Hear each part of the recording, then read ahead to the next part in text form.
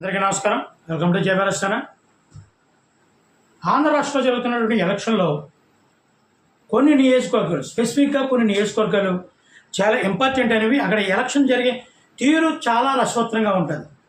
ముఖ్యంగా పులివెందుల, కుప్పం, పొంగనూరు, కొడాల నానిగారి యొక్క గుడివాడ, ఇటువంటి నియోజకవర్గాలే కాకుండా, అంటే సమస్యాత్మకమైనటువంటి నియోజకవర్గాల గురించి నేను అనడం లేదు, కానీ ఎలక్షన్లో చాలా హాట్ టాపిక్గా హోరాహోరీగా జరిగే నియోజకవర్గాల్లో వీటితో పాటు ఇప్పుడు కొత్తగా పిఠాపురం జాయిన్ అయింది.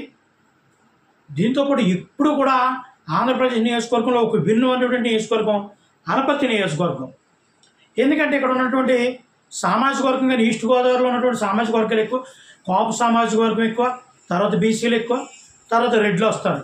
కానీ ఓన్లీ అనపర్తి నియోజకవర్గంలో రెడ్డి సామాజిక వర్గం, అక్కడ ఉన్నటువంటి ఓటర్లను ప్రభావితం చేసే సామాజిక వర్గం ఏదైనా ఉందంటే రెడ్డి సామాజిక వర్గం. పులివెందుల తర్వాత అంత గట్టి నియోజకవర్గం అనపర్తి. అంటే పులివెందులో 71,000 రెడ్డి సామాజిక వర్గ ఓట్లు ఉంటే, తర్వాత 50,000 ఉన్నాయి పొంగనూరు కానీ, ఇంకా పలమనేరు కానీ, తంబలపాలెం కానీ, ఇటువంటి నియోజకవర్గంలో 40,000-50,000 పైకి రెడ్డి ఓటింగ్ ఉన్నప్పటికీ అనపర్తి ఒక విభిన్నమైనది అనమాట. ఇక్కడ అనపర్తి బాస్ ఎవరు, అనపర్తి నియోజకవర్గంలో నెగ్గే వ్యక్తి ఎవరు? ఇక్కడ దగ్గర ఓట్లు వచ్చి 2 లక్షల చిల్లర ఉన్నాయి. 2,13,000 చిల్లర ఓటింగ్ ఉంది. 2,13,000 ఓటింగ్ ఉంది. ఇక్కడ బాస్ ఎవరు?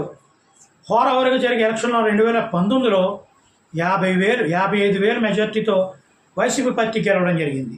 2014లో టీడీపీ 1,500 మెజార్టీతో నెగ్గడం జరిగింది.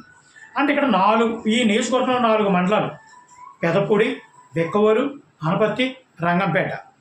ఇందులో అనపర్తి, బెక్కవోలు ఒక సామాజిక వర్గం ఎక్కువగా ప్రభావితం చేస్తే, పెదపూడి, రంగంపేట మరొక 2 సామాజిక వర్గాలు బాగా ప్రభావితం చేస్తాయి.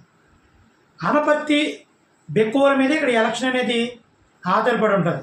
ఎందుకంటే ఎలక్షన్ జరిగే తీరులో రంగంపేట, పెదపూడి ఎక్కువగా వెయ్యాలి వన్ సైడ్గా అనుకుంటే తప్ప మిగతా సమయంలో టీడీపీకి ఫేవర్గా ఉంటుంది. ఇక చూసుకుంటే ఇక్కడ నల్లమిల్లి రామకృష్ణారెడ్డి గారు, ఈయన ఓడిపోయినప్పటికీ నెగ్గిన ఎప్పుడూ కూడా ప్రజల్లో ఉంటాడు అనే ప్లస్ పాయింట్ ఒకటి ఉంది. ప్రజల్లో ఉంటాడు, ప్రజల అవసరం కోసం, ప్రజలు ఎవరైనా బాధలు ఉంటే వాళ్ళని కలుసుకోవడం కోసం తిరుగుతుంటాడని అక్కడ నియోజకవర్గంలో ఉన్నటువంటి ఒక టాకు, ఆయన ప్లస్ పాయింట్. ఇంకోటి ఏంటంటే సత్యసూర్యనారాయణ గారు, వైసీపీ పార్టీకి సంబంధించిన నాయకుడు, సౌమ్యుడు అనే ప్లస్ పాయింట్.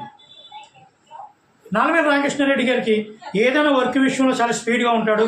ముఖ్యమంత్రిగా ఉన్నటువంటి చంద్రబాబు నాయుడుతో కూడా డైరెక్ట్గా మాట్లాడి నియోజకవర్గం పనులు చేయగలదనేటువంటి ఒక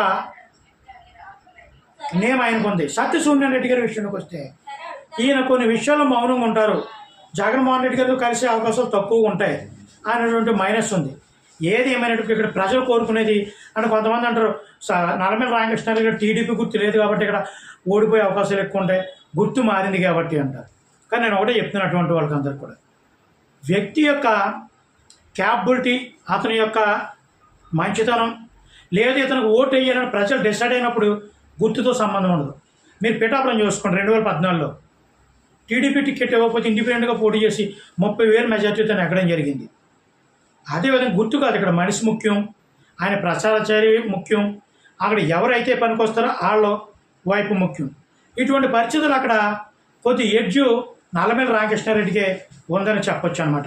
అంటే అనపర్తి బాద్షాగా నల్లమిల్లి రామకృష్ణారెడ్డి గారు గెలుపు అతి తక్కువ మెజార్టీలో అయినా సరే గెలిచే అవకాశాలు స్పష్టంగా ఉన్నాయని ఇక్కడ నియోజకవర్గంలో ఉన్నటువంటి అనపర్తి నియోజకవర్గం గురించి ఇంకోటి చెప్పుకోవాలంటే అభివృద్ధి వైసీపీ పార్టీలో సత్యసూర్యనారాయణ గారి యొక్క హయాంలో ఎటువంటి అభివృద్ధి జరగలేదు. 2014-2019లో ప్రతి గ్రామంలోనూ సీసీ రోడ్లు వేయడమే కాకుండా కొన్ని రోడ్లు మరమ్మతులు కూడా చేయడం జరిగింది. భవనాలు, ఒక కమ్యూనిటీ భవనాల విషయంలో కానీ అనేక రకాలైన అభివృద్ధి కార్యక్రమాలు జరిగినాయి. కానీ వైసీపీ ప్రభుత్వంలో అభివృద్ధి జరగకపోగా ఈది లైట్ల ప్రారంభోత్సవాలు, పంపు ప్రారంభోత్సవాలు తప్ప చెప్పుకోదగ్గ అభివృద్ధి లేదు. అదేవిధంగా రంగంపేట మండలంలో ఉన్నటువంటి దొంతమూరు, కాపురం మధ్యలో ఉన్నటువంటి మైనింగ్ మాఫియా వైసీపీ ప్రభుత్వం మరీ దారుణంగా జరిగింది. ఇటువంటి అవినీతి ఎక్కువ జరిగింది, అభివృద్ధి తక్కువ జరిగింది కాబట్టి మేమే నెగ్గుతామని టీడీపీ వాళ్ళు, కాదు జగన్మోహన్ రెడ్డి చూసి, జగన్మోహన్ రెడ్డి సంక్షేమ పథకాలు చూసి మేమే నెగ్గుతామని వైసీపీ వాళ్ళు. ఏదేమైనప్పటికీ ఇక్కడ మెజార్టీ ప్రజలైతే చాలా వరకు టీడీపీని కోరుకున్నారు. చూద్దాం ఏం జరుగుతుందో. జై భీమ్. Thank you.